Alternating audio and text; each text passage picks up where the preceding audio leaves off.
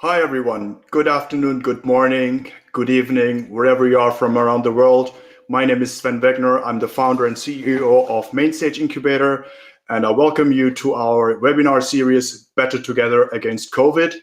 Just before we start, I'd like to say a big thank you and a shout out to all our partners here, Station Frankfurt Rhein-Main, StartupNews.fyi, 100 startups, 100 open startups, AirMeet, the platform provider, Clear Strategy from Frankfurt, Easily, the link shortening platform, and last but not least, Frankfurt Valley. I'm super excited to be here today. We're having this great webinar today, the great topic, and our two speakers. Before we start, I'd just like to quickly talk to you guys about MainstageIncubator, what we do, what our aim is. So we do nothing but, short technical problem. Yeah, so what is MainstageIncubator? We build bi-directional bridges, innovation bridges between developing and developed startup ecosystems. So we help international startups scale their business and innovation into Frankfurt and then further into Europe, and vice versa. So if you are a fan of social media like I am, feel free to use our hashtags. It's hashtag MainstageIncubator, hashtag BetterTogether, hashtag Frankfurt Valley. Before I introduce you to the speakers, I'd just like to show you guys quickly what we have in store for the next weeks. The agenda, as you can see, and I'm sure you've seen it somewhere else, we will be sharing that after the webinar as well. And just to remind you all, every presentation you will see here will be sent to you if you have registered with your email. So today we have Pedro Ferreira, he's our international advisor at MainstageIncubator, and Debasis Chakraborty, he's a co-founder and COO of MainstageIncubator. It's going to be a really great session. So Pedro, I don't know if you guys, Pedro, I will quickly introduce him to you. He is a mentor and advisor at the Founders Institute in Frankfurt. He's also the founder of Frankfurt Valley. He is a curator at Singular University.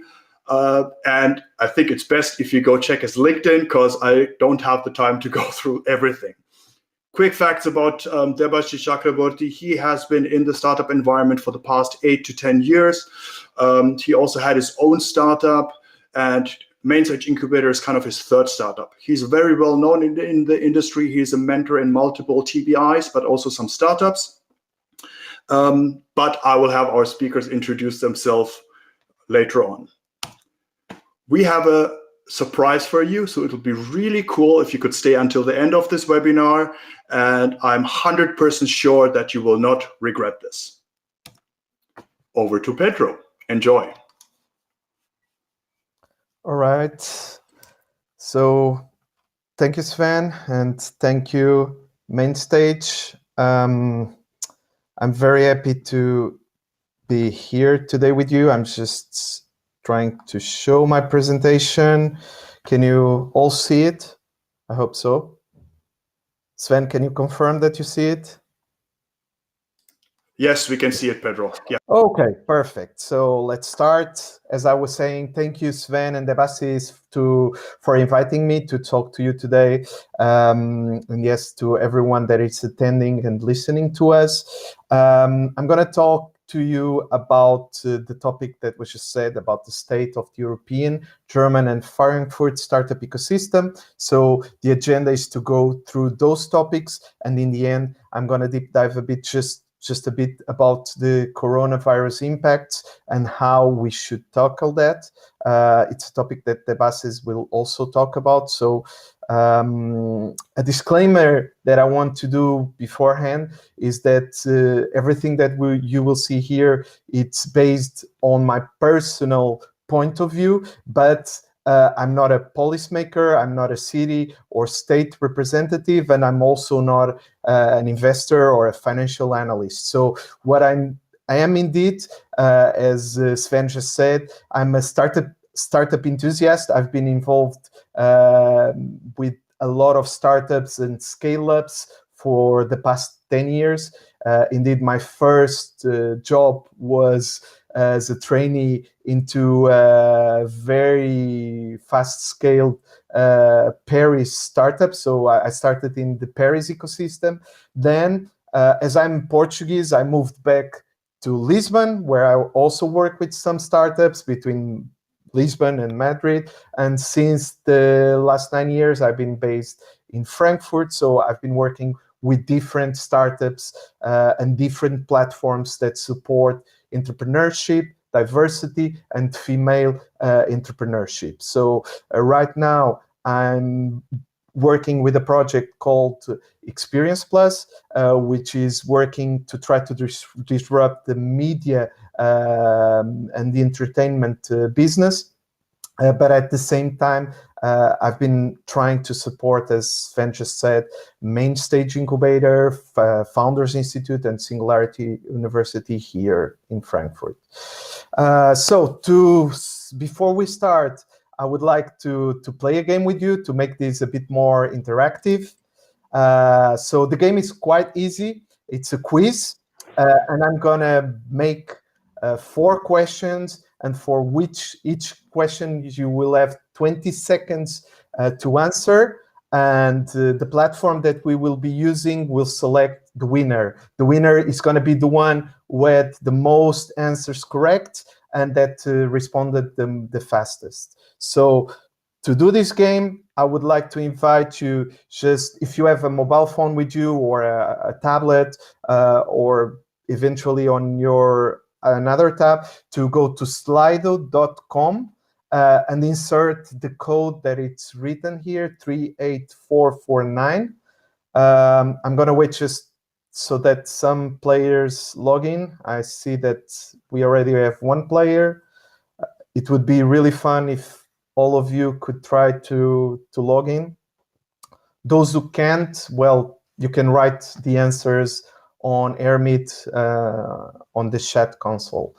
But yeah, right now we have 4. I see Aneta there. I see Samit, Vikram. I hope some more people can log in. So Pedro, I would suggest let's wait 10 more seconds before we kick off with the quiz. Okay. You tell me. We have 7 already there. 9. Okay. Can I start, Sven? By the way, you are not there. Let us give 5 more seconds. I'm not going to participate in this quiz. You would win it. Definitely. All right. I think we already have a good database of people, 16 people already in. So I'm gonna start with the first question. So in terms of capital invested in startups, which was the only region with positive growth in last year, 2019? Was it Asia, USA, or Europe? So you have now 8 seconds to reply. And then I'm gonna show the correct answer. So if you answered Asia, as it seems most of the people did, you are wrong. It was also not USA, and 27% of you had the right answer. It was Europe, and I'm going to show you during my presentation the graph that shows this, and it's going to prove it.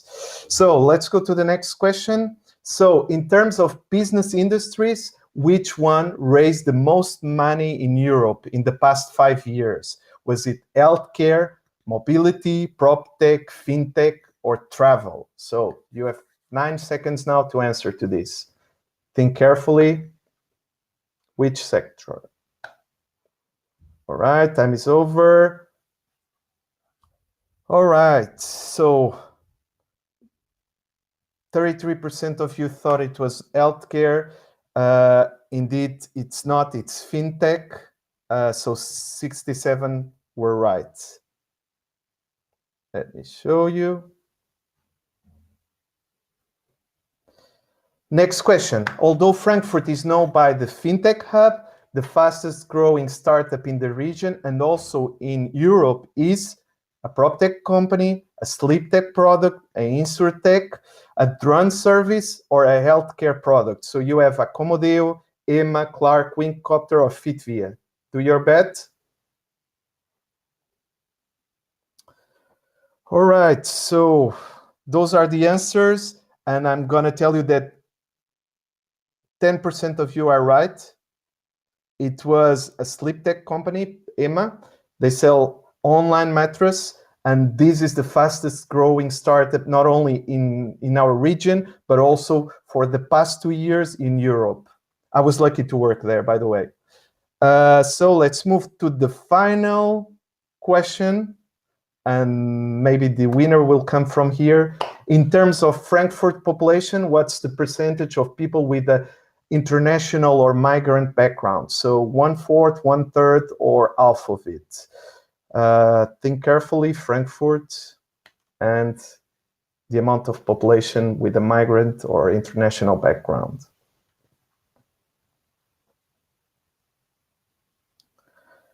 Okay, so quite diverse, but I'm gonna tell you, maybe it's a surprise, but the pure German are a minority in Frankfurt right now. So most of the population have really an international and the migrant background, which shows that Frankfurt is quite an international city. So now that the game is over, let's see who is the winner.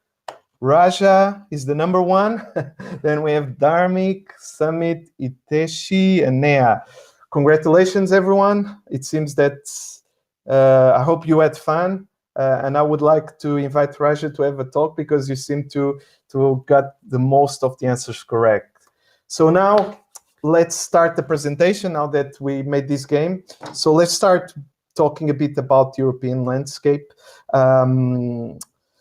If you are interested about getting more information and more content about the European landscape, there are multiple sources and multiple available resources. Here I summed up some of them. I'm happy to share afterwards the links for it. So just ping me on LinkedIn and I can forward you the links. Most of the informations that I used for this presentation are from those two big studies, the State of European Tech from Atomico and from Startup Gnome. So here you can see that indeed for the past 10 years, there is a huge solid growth in Europe. You can see on the left what happened 5 years ago between 2010 and 2014 and what has been happening the past 5 years from 2015 to 2020. So you can see that the amount in every KPI that we can talk about, from amount of unicorns, countries with unicorns, capital invested, amount of rounds, percentage of investment coming from outside. So in all the KPIs, Europe has been growing. So there are 5 times more unicorns in Europe. The countries with unicorns doubled. The amount of capital invested more than tripled. So all the KPIs are very positive and shows a very solid growth. This is the graph that I was using to explain you that indeed, in terms of capital invested, Europe has been steadily increasing. When you look into Asia, there was a great increase in 2018, but in 2019, there was a drop. Let's see what happens in 2020. When it comes to US, exactly the same. It was a big increase from 2017 to 2018, but then it kind of stabilized. So Europe, on the other hand, has been increasing steadily, and the record was last year, 2019. So, and here an interesting fact when it comes to the industries, these are the main industries that the capital has been invested within. So fintech is by far one of the biggest, as well as enterprise software. But you can see there are multiple business industries from mobility, transportation to travel, etc. This is a good way to showcase the development. So you can see UK had a big development in 2013. Most of the other countries got a big increase 2 years later, so around 2015, when it comes to Germany, you can also see in 2017 there was already as well a big jump, and you can see here the ranking of the countries. So the top 10 countries, Germany is the number 2, but yes, UK is leading, then France, Sweden. Those are the main countries that have been performing quite well in Europe. I also selected this map to showcase that indeed the unicorns are quite you have unicorns pretty much in all the countries in Europe, and here when we talk about the most well-funded tech startups in Germany, we got N26 as a fintech company to represent us. So I just said about Germany, so let's go to the German landscape. So as we've seen before, when we talk about Europe, Germany is considered to be the second country in terms of capital invested. But if we talk about, for example, professional developers or talent, I'm pretty sure we can rank number 1, as this study says. And if we talk about tech communities, the top 3 would be Berlin, Munich, and Hamburg. Although I must say that Frankfurt, for example, is considered to be fighting for the 3rd place with Hamburg. So this is a bit the map of Germany and the different cities and hubs that we have. So you can see that we have different hubs specialized within different industries. You see that, for example, mobility is very focused in Munich. In Frankfurt, we have a lot of activities in the fintech, cybersecurity. So you can see that wherever is your business working within, we have different hubs that could be interesting for you to partner with. Some interesting facts that I would like to mention to you. Indeed, in Germany, there are a lot of venture investors, corporate venture investors. If we compare it, for example, with UK and France, they are the closest countries in the ranking. Germany, indeed, has more than them, and this could be a very interesting thing for some projects. And as well, the amount of German VCs, that we have a lot of VCs working with it in seed and Series A. It's very relevant. So there are a lot of investors and business angels that could be ready to invest in early stage startups. And this is also a very good indicator for early stage projects. And here, last but not the least, yes, I would like to show you a bit per city where we stand. It's really Berlin, Munich are in the top 5. Only London and Paris can be behind our cities. So, but now about Frankfurt, where I'm based and where Mainstage is based. There are as well some resources that you could use. Mainstage, of course, it's one of the best resources that you can use. We have been involved with Startup Guide. We are also involved right now to try to develop the Startup Guide edition for Germany, for example. And let's hope that Mainstage can have a good role on that.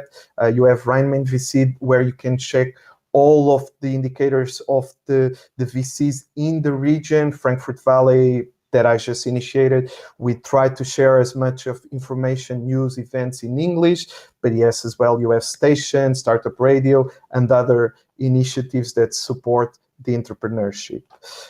As I show a lot of fundraising indicators before, I would just like to show you what is happening in the Rheinmain area. So just like in Europe, we are also increasing in this KPI. So in 2018, we had an increase to 2019, and we established a record.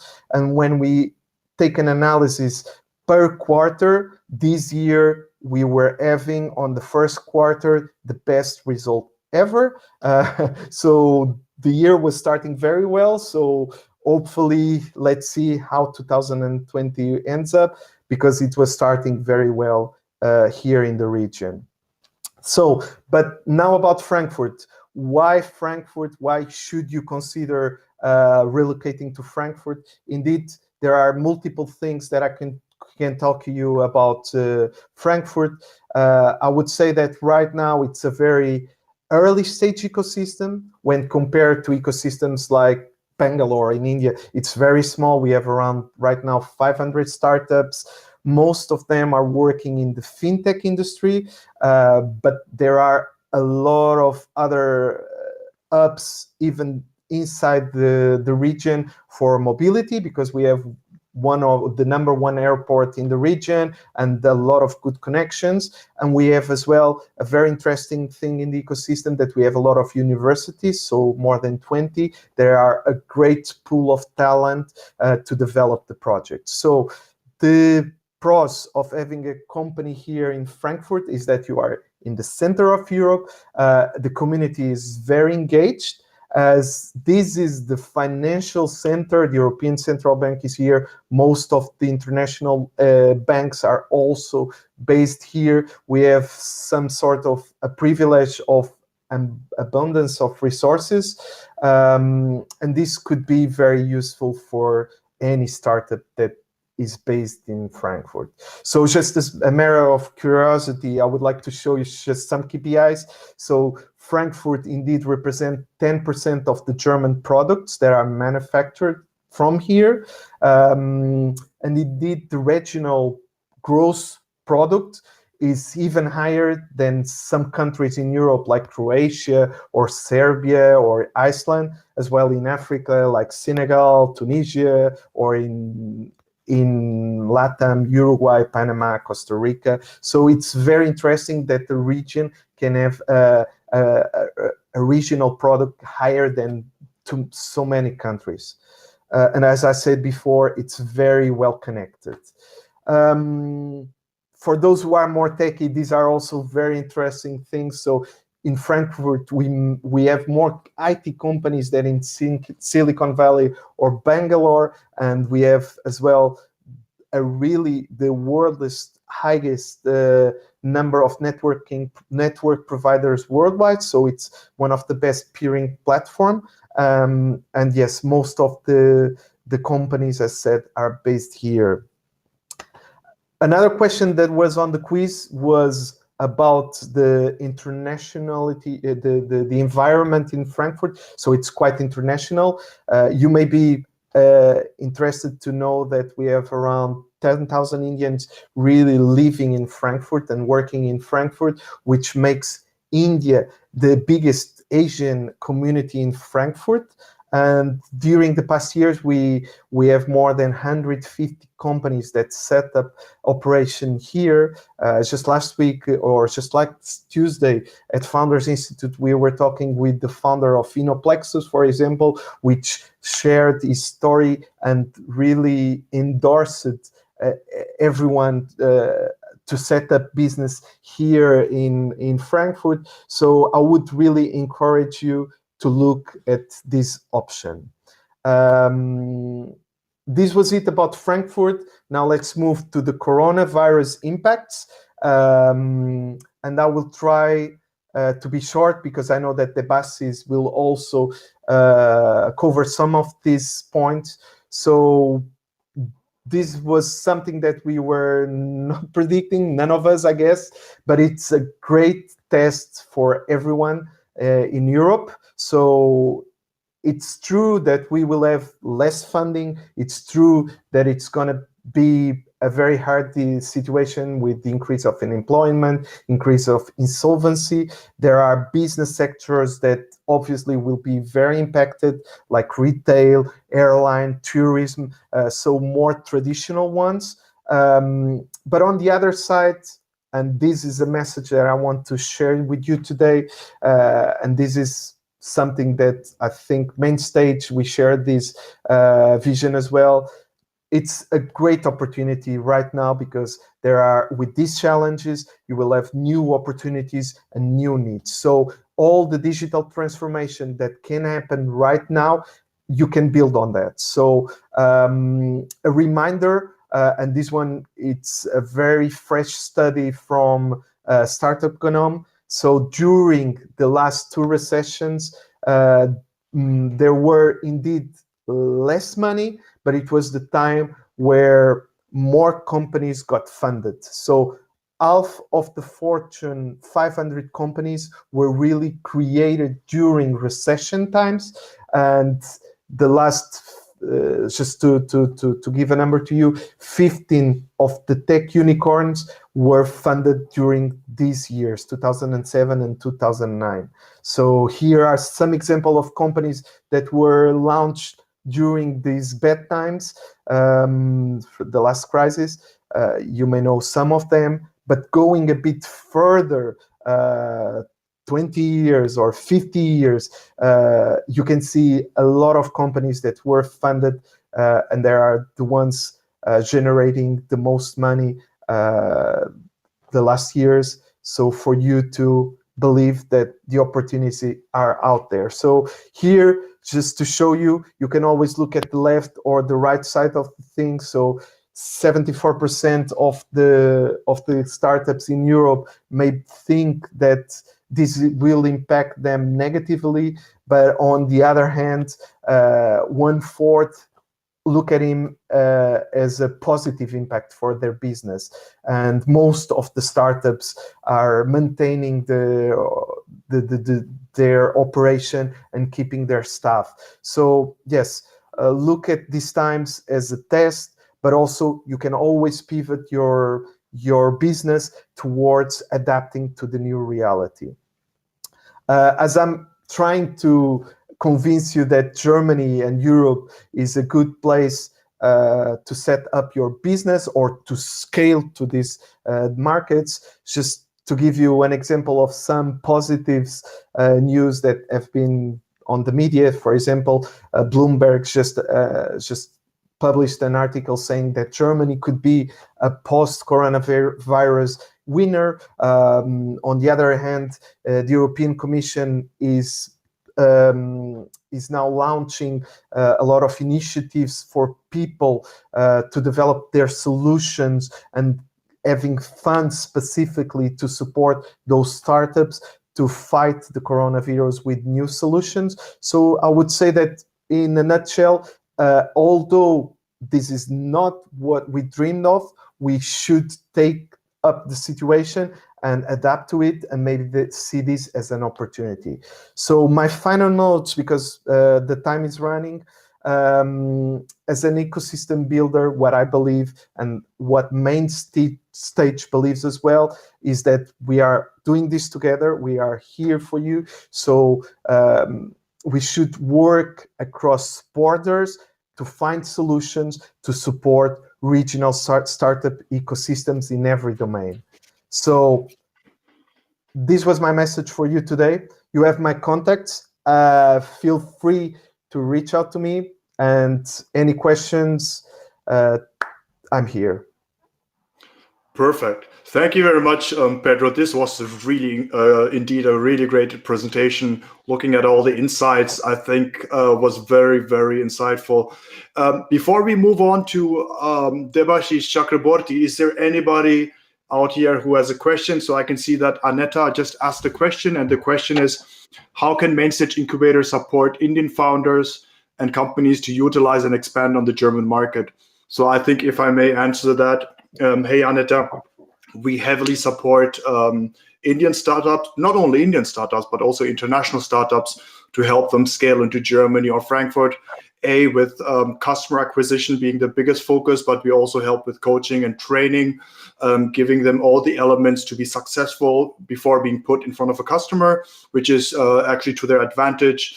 We have even in this webinar 2 or 3 of our startups who in the portfolio who are talking to some really, really big global companies, and they're just about to go into a proof of concept phase. So yeah, that's all with regards to that.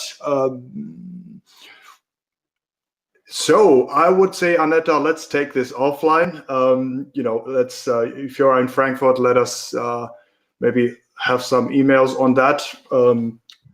So does anybody else have any questions, or if you want to come live on stage, you can raise your hand. On the right side, there's a raise hand button, and you can tune in with video. Okay, so I have Sumit has a question here. So Sumit is asking so I think it's for you, Pedro. What are your views on mobility sector and major companies willing to work with startups? Well, that's a very good question. Indeed, I was some months ago at the IAHA. IAHA is one of the biggest European and German automotive show. Indeed, that was one of the questions that we were talking about. But right now, with this situation of the coronavirus, I got myself thinking, okay, everything that we shared on that day now doesn't make any sense, or it's completely the opposite. So mobility will face a lot of changes, I'm pretty sure of. I'm not able to tell you right now which are the things that will be the right frameworks or the right direction. But indeed, it's a very interesting point that I'm sure it's going to be on trending and really on the focus of the upcoming weeks and months, because it's one of the highest challenge on how people will be able to keep going with their daily lives. How is going to be the mobility between countries, between geographies. For example, myself, going a bit on the solution that I'm building goes in that direction, because I believe that if people could use more technology and avoid the physical mobility, but mostly using the digital experience to travel, for example, or I think there could be a good way to solve the challenge that we will face in mobility. So we can take this off to another. Definitely. Thank you very much, Pedro. So before we jump to Debashi's session, we have someone who wants to come live on stage. His name is Lakshay Taneja, and I can see there from Birth Venue. So Birth Venue is also officially launching with Mainstage. So let's see if we can bring him in. Hi, Lakshay. How are you? Hi. Fine. So we, Birth Venue, we're a blockchain and AI startup, and what we have made is a fake news solution for the media houses, because right now there is a problem that everybody is getting a fake news. Whether this is true or not, there is not a solution made by right now. But we have made it. We have a demo with us, which is made by using the blockchain technology. So now we are seeing that right now the European countries are very excited about how to stop fake news. Every country is excited, but European is very much excited, especially for this sector. So how can we approach the media houses and make them understand that this is the way to do it? Do not go for another way, because that's way is not for you. This is the way. The blockchain technology is the way to do this system. Plus, we can bring AI if they're required. Sure, Lakshay. I think so. I don't know, Pedro, if you want to have answered that, yes. But Lakshay, we can take that offline as well. But Pedro, do you want to add something on top of that? You have to unmute yourself. I'm sorry. I think, as said, it's good that you are already working with Mainstage. I think here in Germany, we have a good, and especially in Frankfurt, we have a good community for blockchain. And we hope that together we can support you to get more visibility and find the right way to approach here at the European market. Yep. Perfect. Thanks, Lakshay. Thanks. So how do I... okay, there you go. We have one last question, and then we move over to Debashish. This question comes from Vikram G. He's the director of the Acharya Institute in Bengaluru, I believe. Thanks for the nice presentation. What are the synergies available for clean tech? Pedro. Clean tech. All right, that's another great area. We were just discussing about on Founders Institute, for example, we were discussing about the global challenge, and this is indeed one of the global challenge that we face.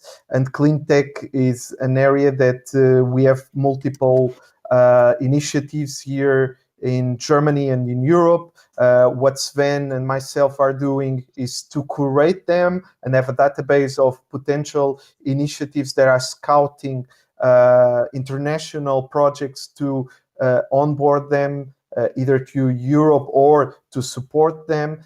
So I guess if you can reach to Sven, we will follow up on that and support you to get the curation of the different programs that are available.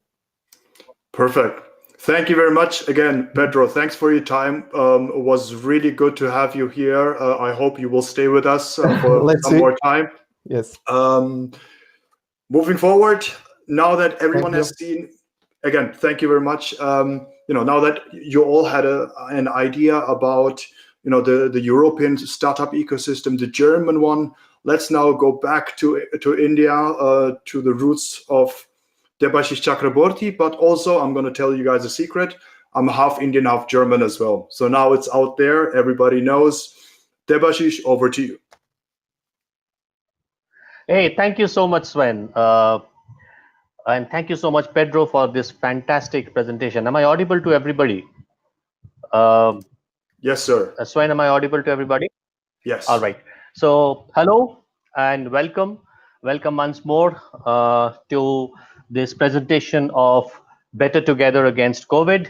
I'm Debasis. I am the co-founder and COO of MainstageIncubator. And today, our CEO, Sven, has entrusted me with the responsibility of taking our audience through the Indian startup ecosystem. So thank you so much, Sven, and thank you, Pedro, once more. Before I dive into my presentation, I would like to take a moment to stand up and clap for yourself.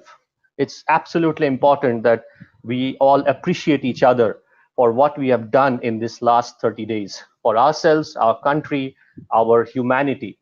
We, the target-driven, the outgoing, busy in meeting, growth-hungry professionals have managed to stay completely locked indoors.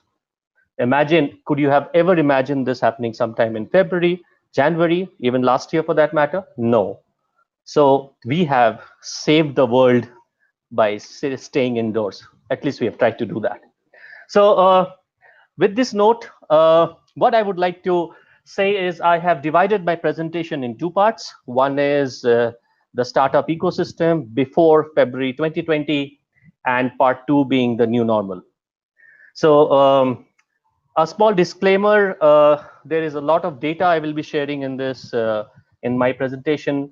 So if there's any discussion you would like to have on the data, I would like to take those questions offline, but any general questions are very much welcome.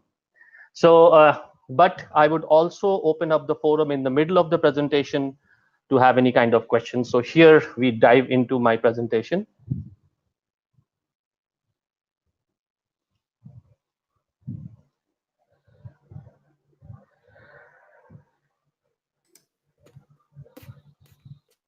Is my presentation visible, Sven? Yes, it's visible. Great. So I have given two names to this era. One is BC, which is before COVID, and of course, post-February is what we are talking about is after COVID.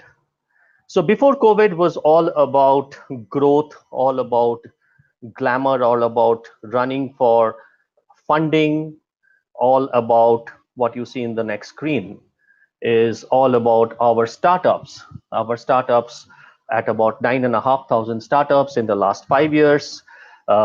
We added about 7 unicorns in last year alone, 390 plus active institutional investors, 335 active incubators and accelerators who are fostering this ecosystem.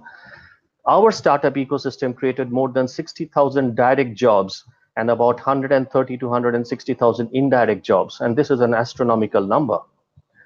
So what has made India as such an interesting feather of the cap kind of situation for the world startup ecosystem is we are third in the number of unicorns we have produced so far. We've got about 36 of them.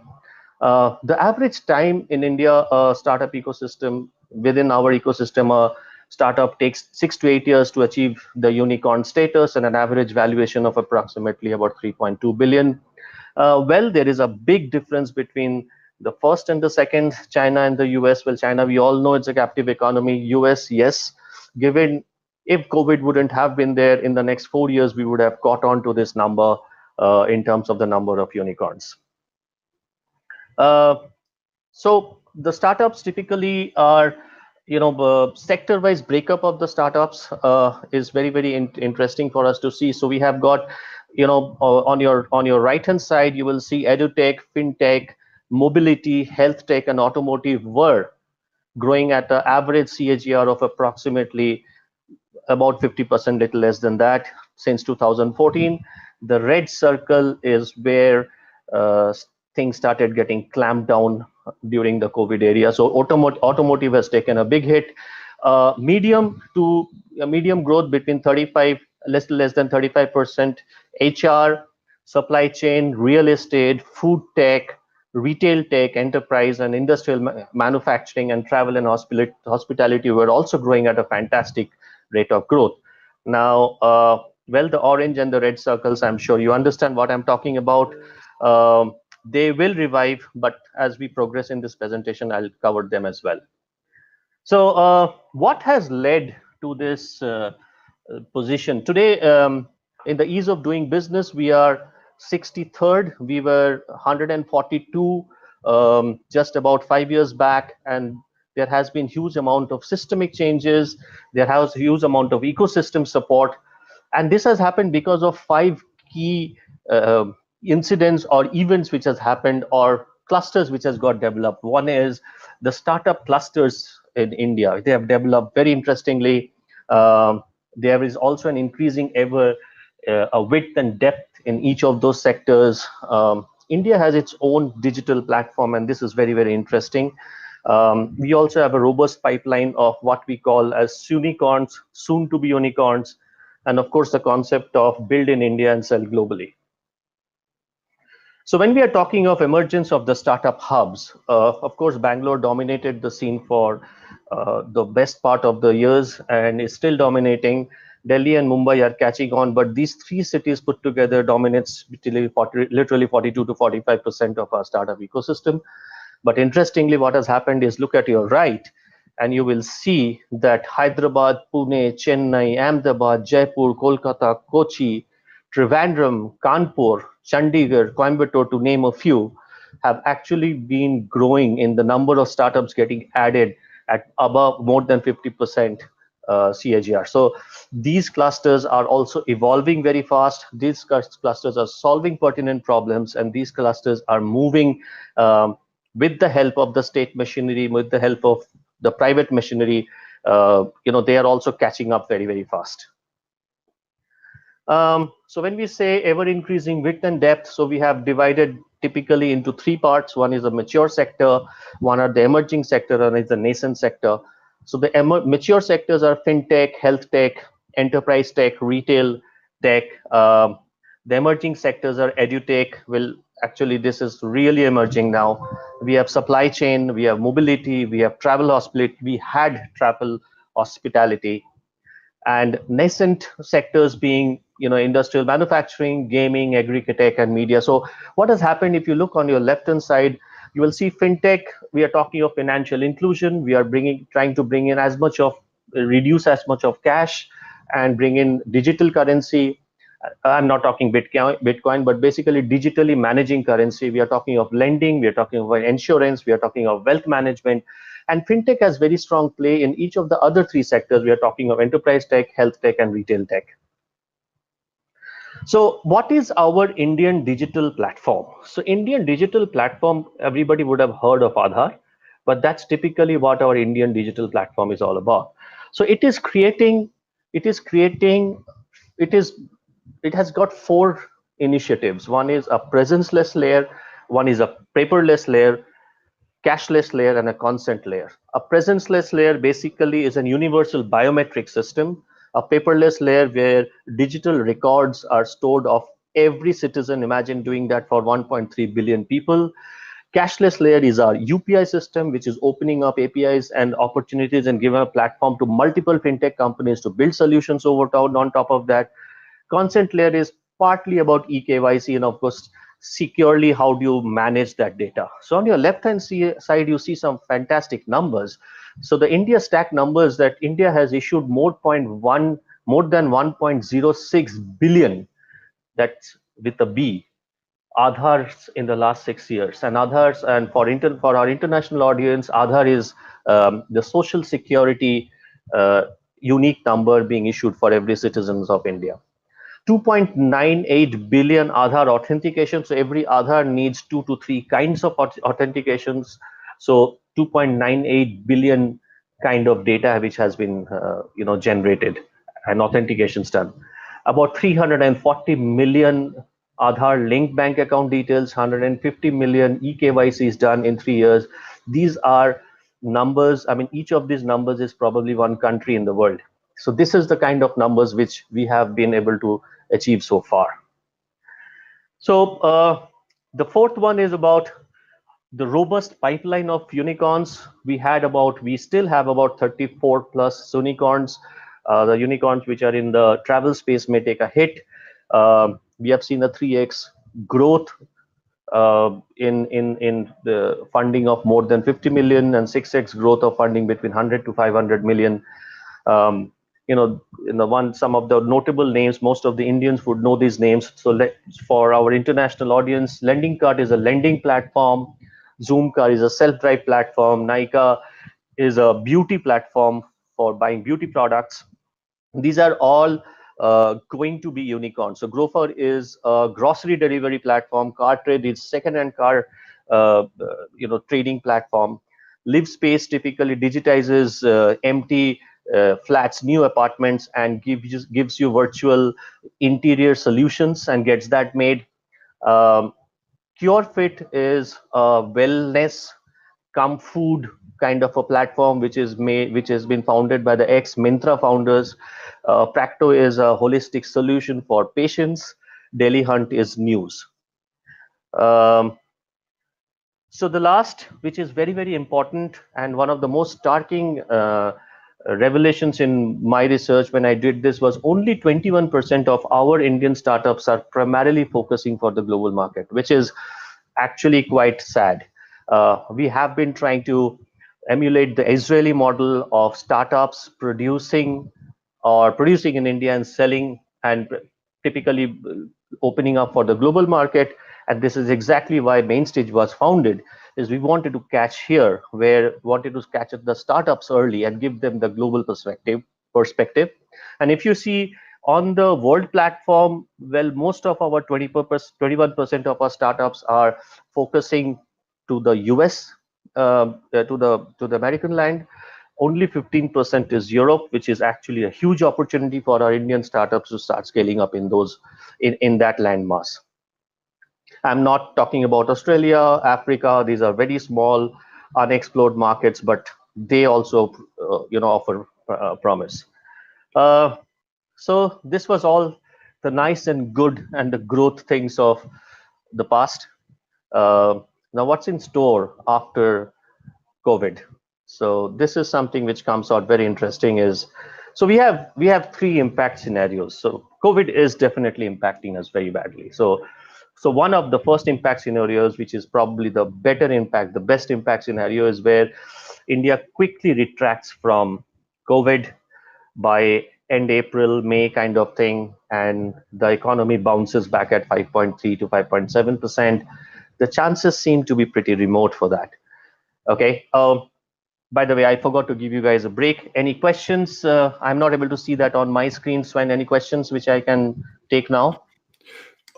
Sure, definitely. So there's one question again from Lakshay Taneja from Birth Venue. What are your thoughts on insurance product for India, like micro insurance? So insurance product, Lakshay, is a highly regulated market in India. IRDA regulates that market heavily. A lot of startups have tried to do something in that space, but each time they try to innovate in that space, they have come in direct, I would not say conflict, but they have got stuck at the approval part. It's a highly regulated market, and it's a highly a market which is very difficult to penetrate. That is my opinion. Having said so, it would be nice to hear as to what kind of insurance innovation you're talking about. We can take that question offline and maybe have a slightly deeper conversation around it. Sven? Perfect. Thank you very much, Debasis. We have a few questions, but I think let's carry on and then we will answer them on the fly. Cool.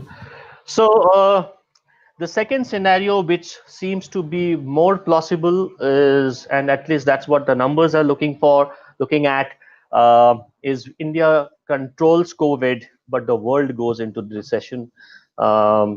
This would be also a very positive scenario where we at least able to manage a 4.5% growth.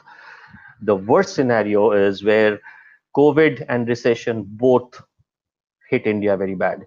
COVID is deep inside India, and India is sacrificing economy for livelihood, for lives, and that's when we will be hitting below 3%, and that is a very alarming number.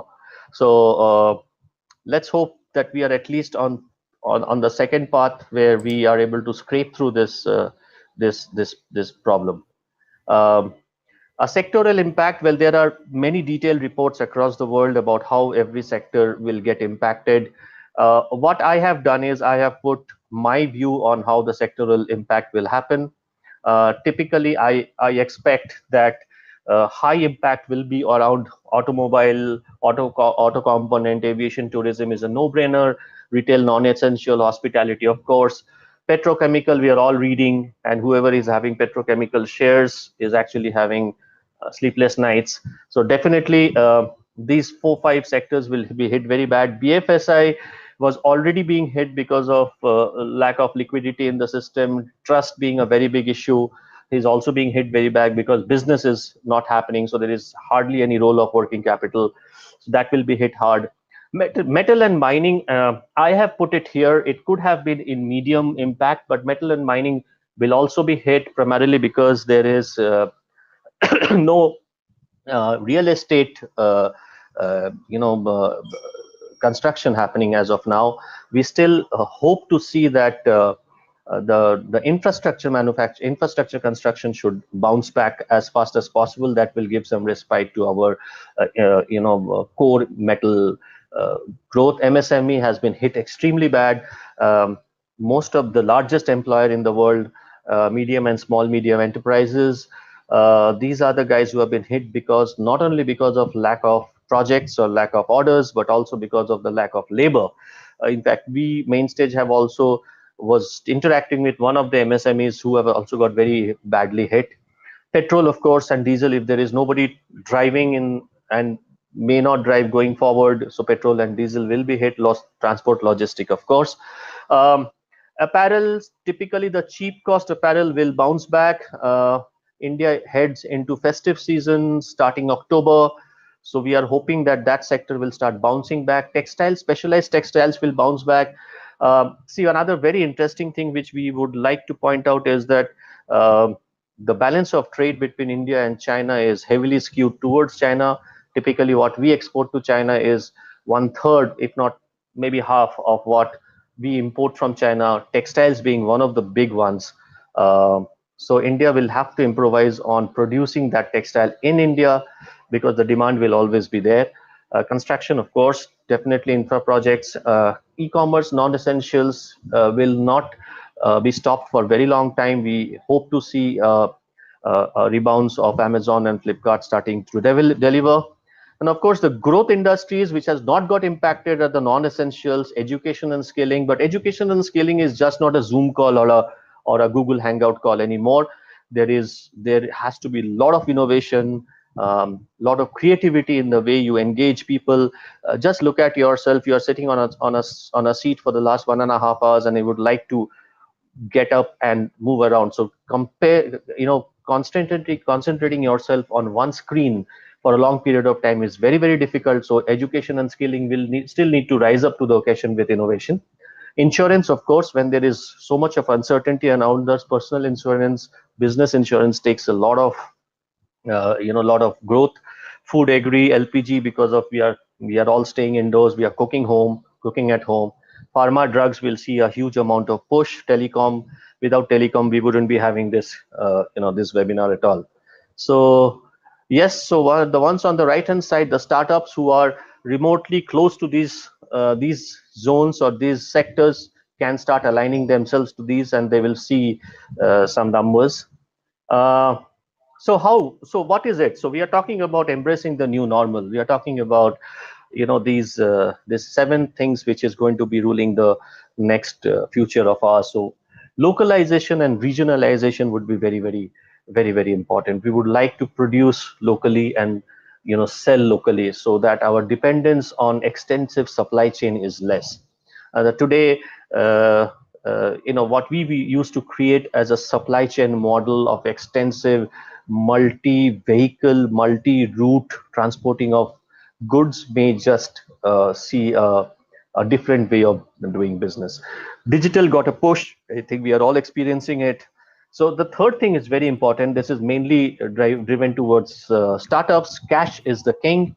So your reserve in terms of cash will sail you through.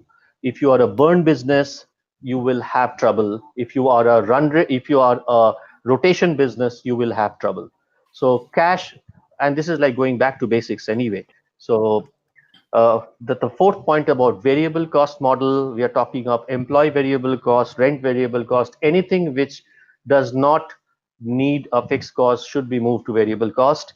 The other very interesting thing is about digital control towers. Digital control towers are, data linking platforms which will link unrelated data and try to come out with answers to larger populations. So for example, somebody ordering food trend with the consumption of petrol and diesel, or probably some part of the India or world suddenly needing some kind of a drug for some kind of a reason, and what is the reason for that. So that kind of transparency I'm talking about.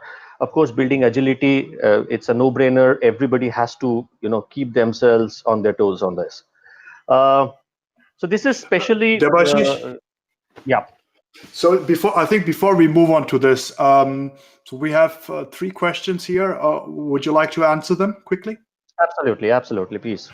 So Shiva Shakti Balan, he's from Sairam Business Incubator. He's asking, what would be the state of manufacturing sector post-COVID in India? So the manufacturing sector will see 3 kinds of trouble going forward. One, and the glaring trouble in front of us, is bringing back labor into your factories. The second thing is bringing back your customers into your factories. And third thing is bringing back your capital into your factories.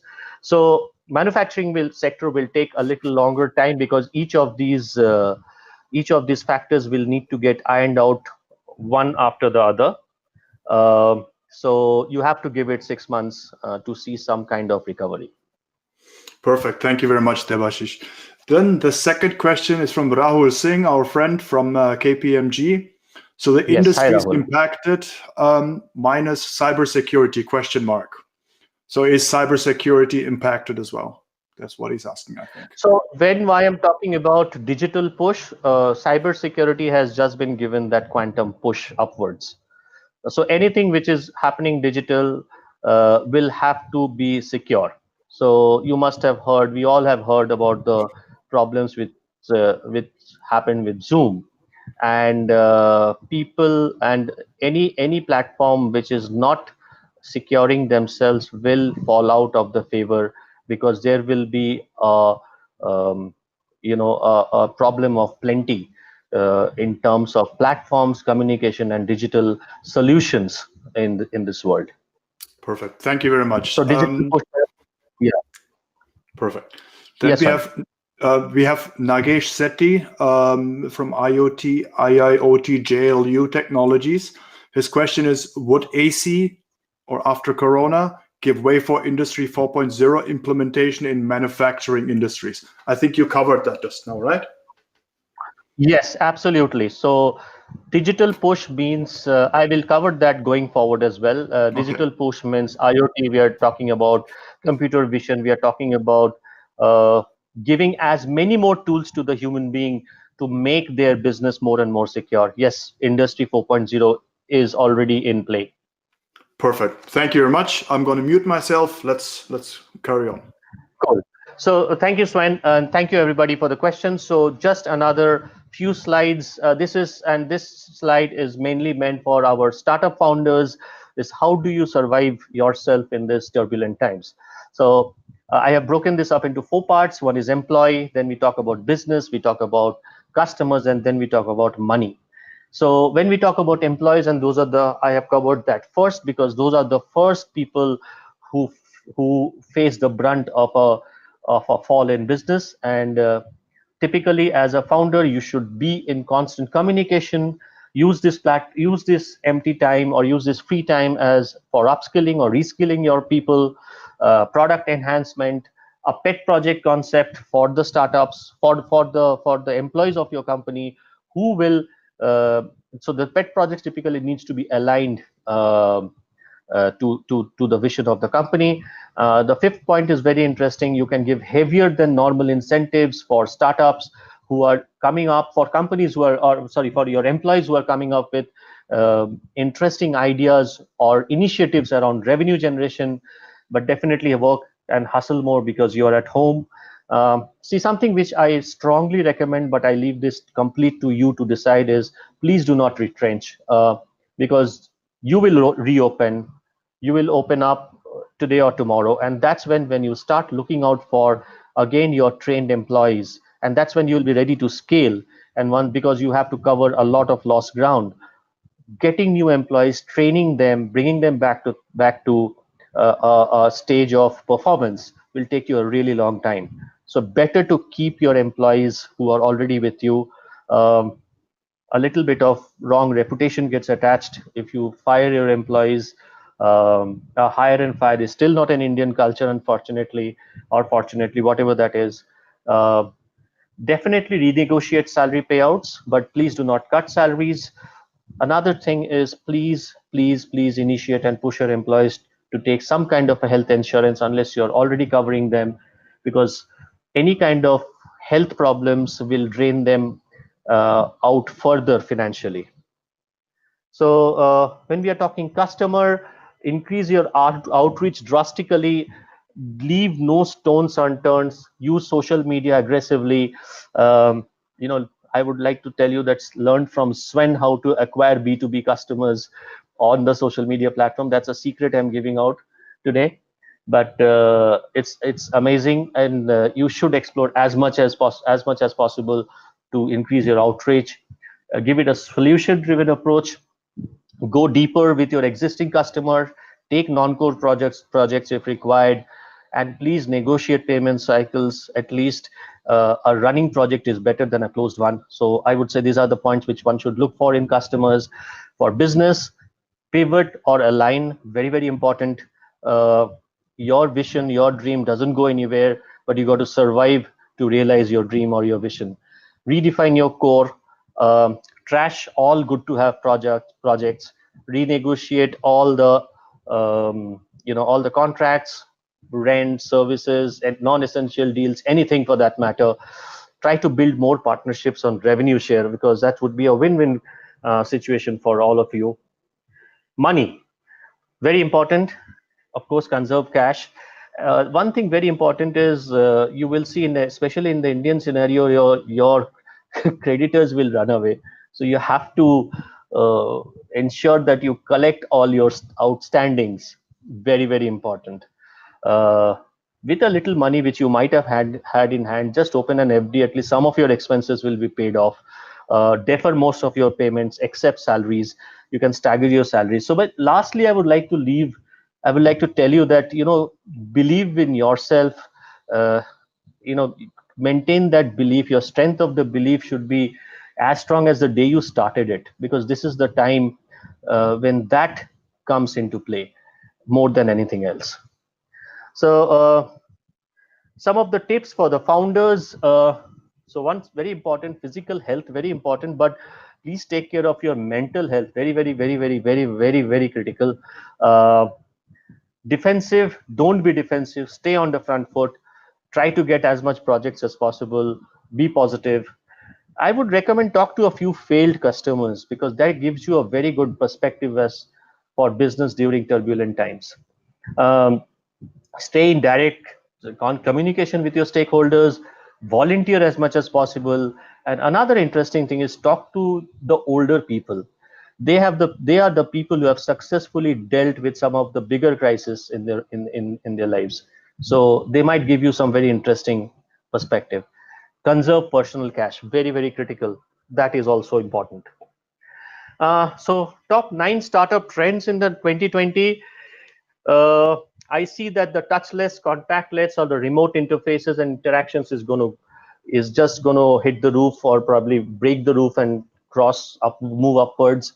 Strengthen digital infrastructure, very, very important.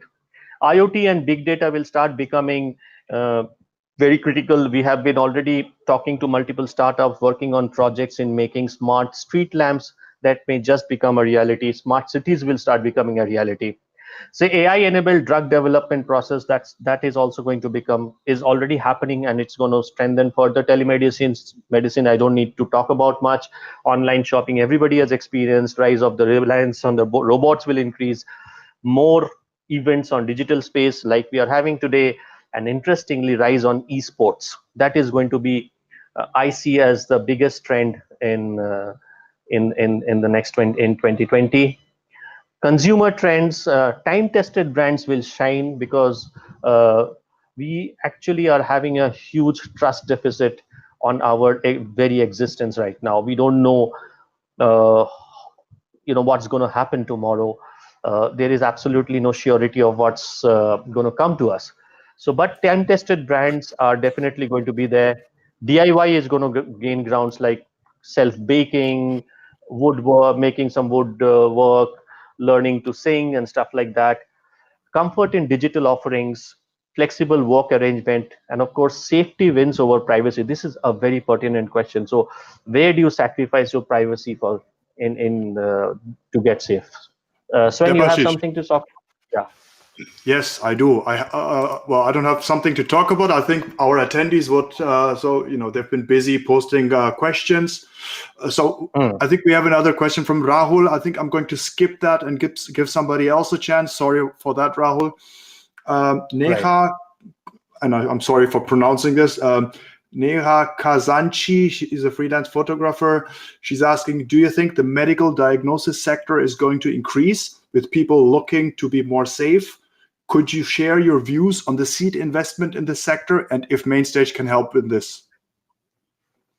So Neha, but medical diagnostic, anything around healthcare, health tech is going to take a huge boom. Anything which is solving the problem of population in terms of health tech, and we have realized now that some of the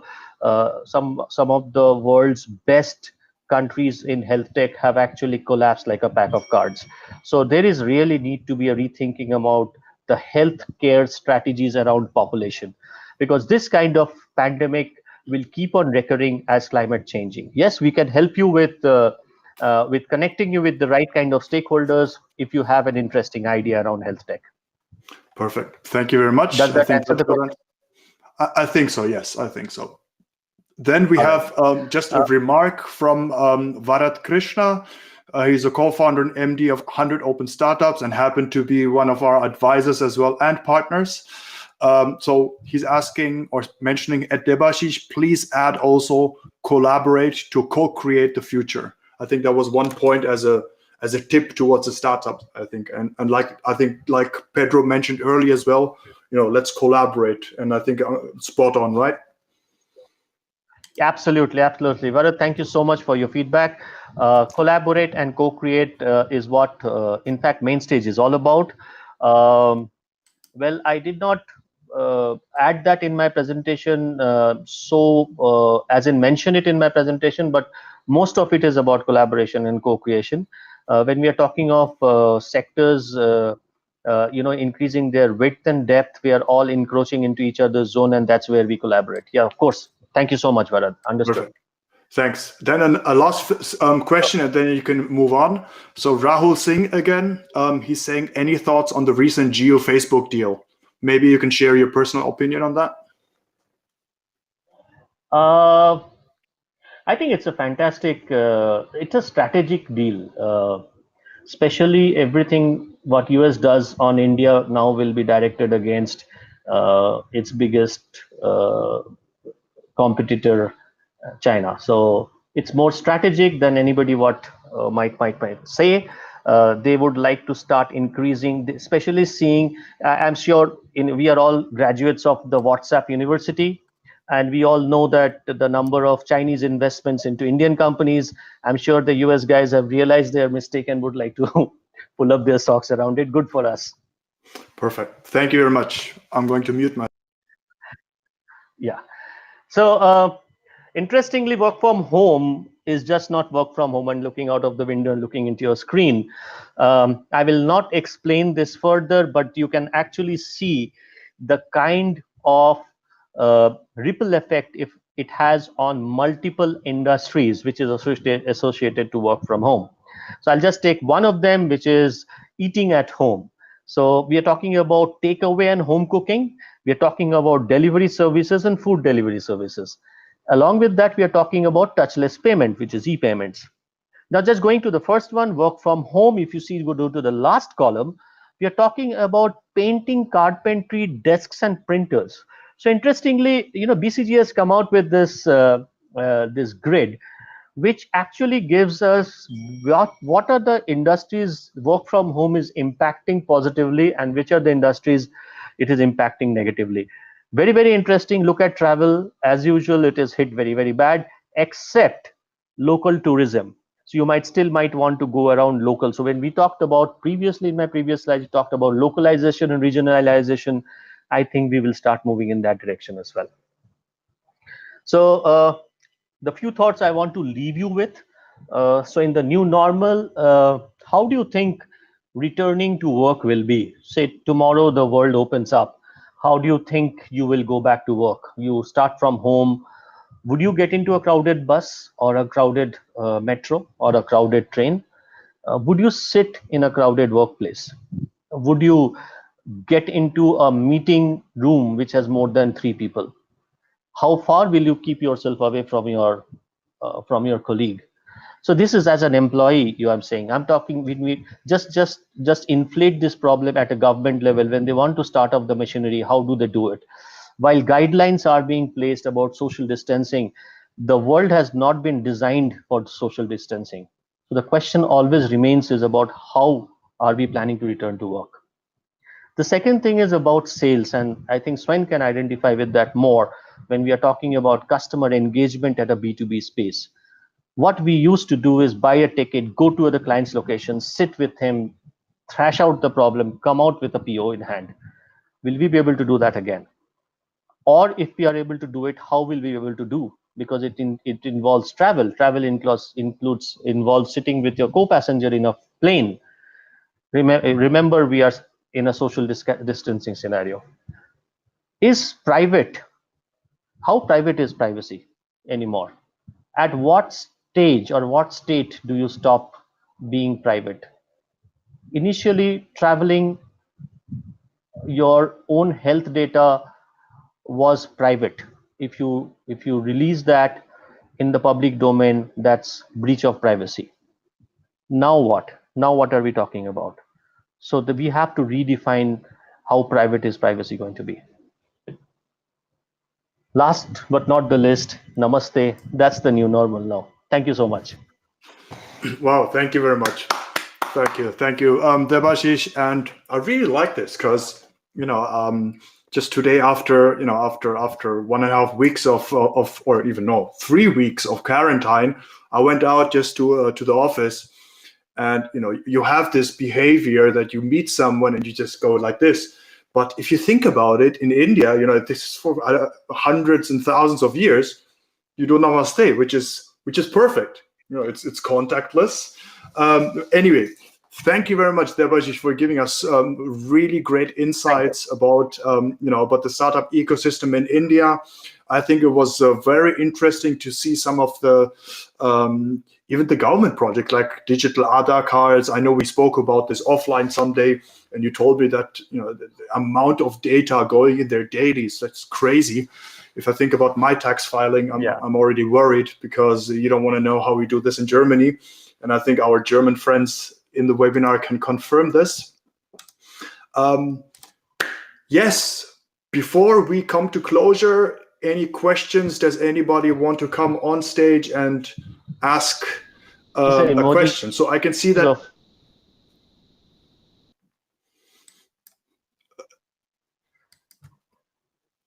Debasis, sorry. So someone has raised a hand. Vikram, welcome, Vikram. Hi, Vikram. How are you? I'm good, Debasis. Thank you, Sven. Debasis, that was a fantastic presentation, I must say, with a lot of statistics. Very impressive. Debasis, I have a question. My question is in terms of, I know it can be slightly off topic, but let me ask this question, because I believe this will also help some of the startup co-founders that are here today with us. My question is from the point of view of investors, having myself and through Acharya, as you know, personally, and both through institution closing some of the recent deals where we have already released the funds. What are some of the immediate things that me as an investor should be careful of? Because the projects or startups that we have closed the funding very recently, when we did not have any clue about this ongoing, this COVID. What are some of the things that we need to now be careful of? Should I ask my CEOs to roll back some of their projects? Should I ask them to be very careful in terms of their spending? If you can summarize with 3 points that I need to be very careful of, and those 3 points which I have to communicate to my CEOs, what are those 3 points? So the first thing is the space in which the startup is in.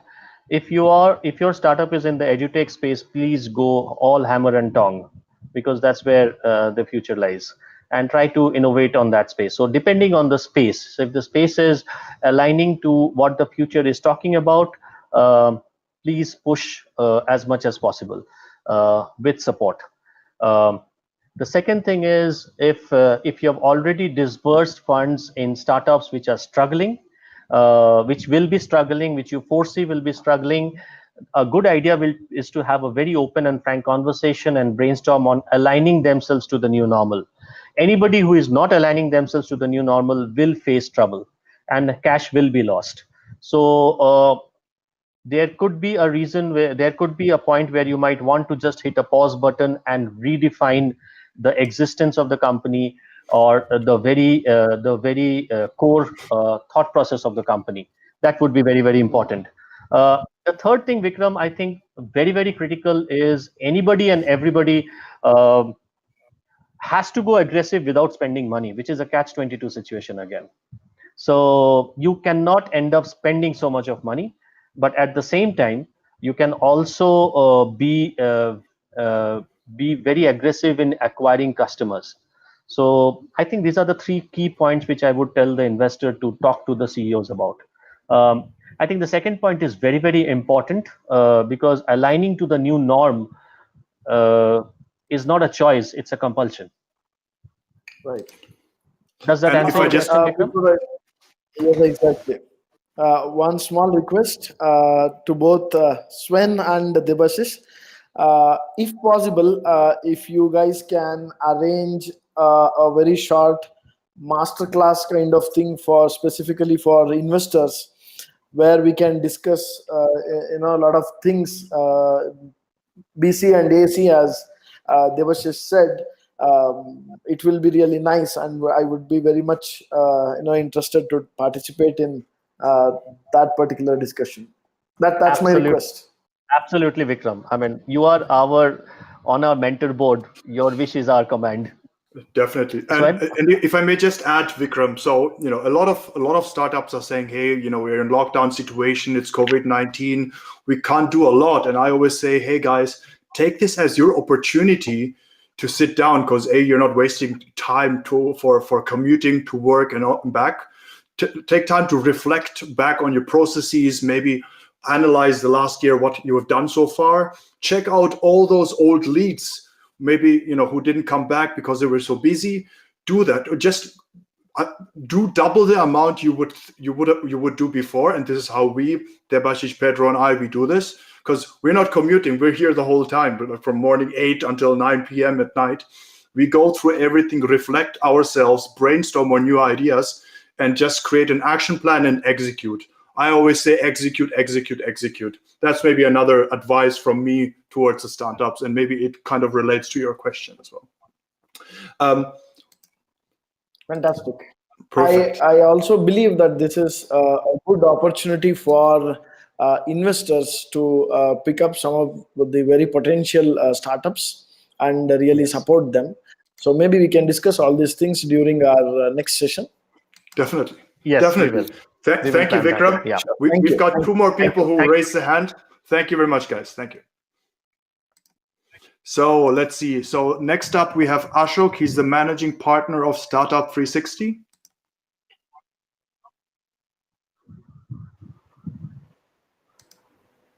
Hi there. Hi, Ashok. How are you? Hi, Ashok. How are you? Hey, good. Good presentation, both of you, and I mean, good perspectives, I'll say. I think pre and post, but I like to add one in between is the COVID days. COVID days in between, before and after. So with that, I just curious to know, what do you think will be the opportunity in the reverse side, right? So now India has got a lot of opportunities in some of the spaces where world would like to look at India. Are you guys having any view on that? Yes. So, Ashok, interestingly, India is on a poise for explosive growth, which we all know, but that's all on theory right now. India will never be able to reach the level and scale of Chinese manufacturing, especially in the manufacturing is what we are looking at, because we are seeing an emotional exodus from China, which India should capitalize on. So I was on a call with one of the Niti Aayog gentlemen, and he said that it all depends on the next 3 years, how India reforms its labor policies, how India makes ease of doing business easier in India. While we are poised for many positive stuff, but then it's all a question of how the government and how the private sector reacts to this opportunity. The world is also talking about Mexico, Latin American countries, Southeast Asian countries, Taiwan, Indonesia, Vietnam, Sri Lanka being few of them. But having said so, India is definitely a preferred location, because first of all, you guys must have heard of the the video from Steve Bannon. He was so pro-India, and he feels that because India has got a democracy, and he said that however messy it is, they are hugely pro-India in terms of transferring most of the manufacturing out of China. But again, it's not necessary that we will be able to take up or catch onto every opportunity given to us. We have to be selective in what we want to do and play by our strengths as a country. Sorry, just a small clarification. This is what I meant is the technology space and online space. Absolutely. So technology has got two parts to it. One is the platform, and another is the hardware software platform, right? So I'm talking about, so at the software area, we already have a very good standing. Where we lose out is in the IoT hardware space, where we always lose out to China. And we have a fantastic potential to catch that up if I'm able to answer your question. Yeah. We have also been getting a lot of good vibes, positive vibes, and a lot of inward inquiries from other parts of the world. So you're from Bangalore. Yes. Just as a perspective, Pune is the largest small medium manufacturing hub in Asia, and we don't see any IoT companies running out of that place, unfortunately. So we need to see how that works, isn't it? So yeah, I have a view, but we will take it offline. Yeah, let's take I'm that very offline. optimistic. Yeah. Thank you. Thank you very much, Ashok. Thank you. So up next, we have Pushpak Hurpade. He's the founder of EVC Finder app. Hi, Pushpak. Hello. Sir, what do you think about EV industry after this Corona thing? Actually, India is in very beginning of EV industry. EV has What already do you started think? showing.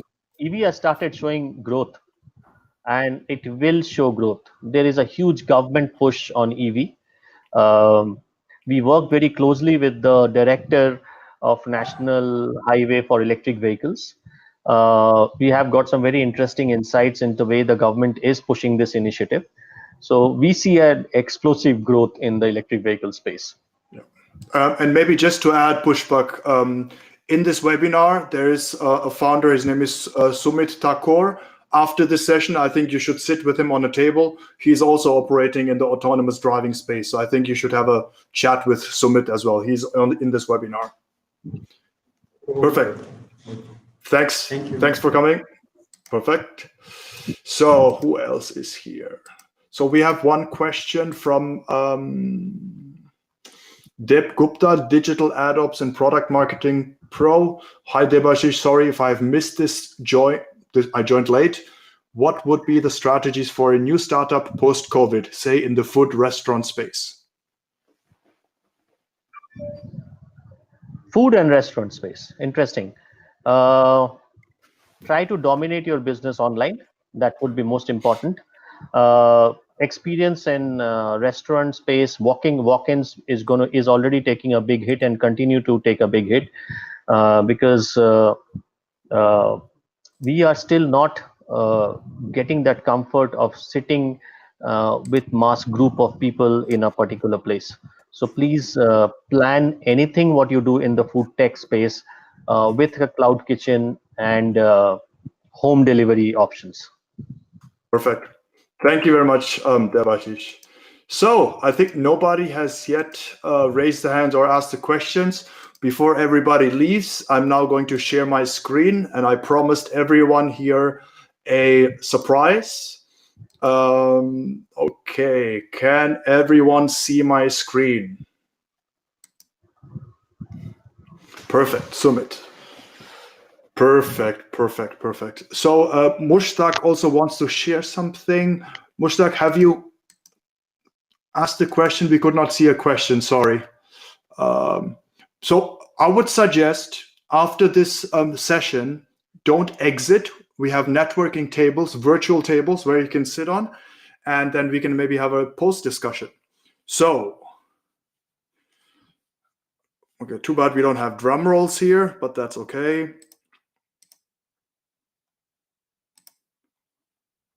Okay. Now I want to know from the audience if you guys know the next speaker. Who is this? Anybody?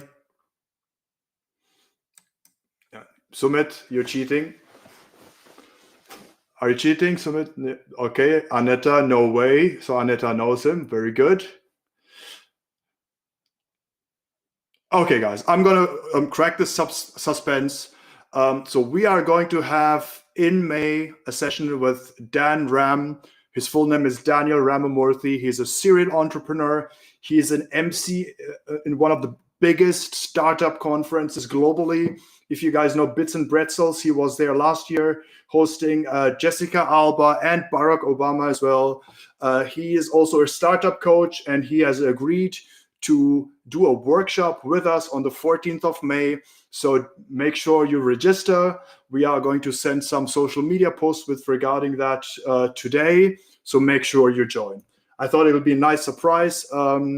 Dan has invested immense time into the Indian ecosystem as well. In fact, in February, he was in Mumbai, I believe, at a university. So he helps promote entrepreneurship right at the university level. He's a great guy. His energy is just great. So we're super excited to host him on the 14th. Again, we are doing these things for you guys. Even though, yes, you see Mainstage everywhere, but we try to promote Mainstage as less as possible. And this webinar series is for you. So if any one of you would like to speak, get in touch with me, get in touch with Debasis or Pedro. If you want to collaborate or partner with us, please do get in touch. Until then, stay safe and stay productive. Thank you. Namaste.